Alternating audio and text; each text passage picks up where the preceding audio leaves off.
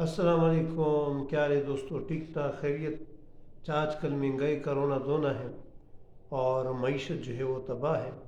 تو جب ہٹلر جو ہیں اس کی حکومت آئی، تو جیسی وہ حکمران بنا تو اس نے دو بڑے اعلان کیے، دو، کہ جب یہ دو چیزیں ختم ہوگی تو سب کچھ ٹھیک ہو جائے گا۔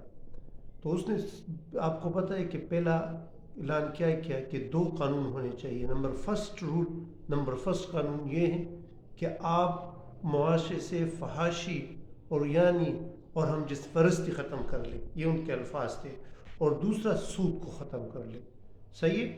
تو اور اس پر عملاً کام بھی ہوا، سارے کلب جو ہے وہ ختم کیے گئے، اور سود جتنے بھی بینک تھے یا چرچوں سے سود ہوتا تھا تو یہ سارے ختم کیے، اور 6 سالوں میں وہ دنیا کی مضبوط ترین معیشت بنی۔ تو مسلمانوں کو بھی سوچنا چاہیے۔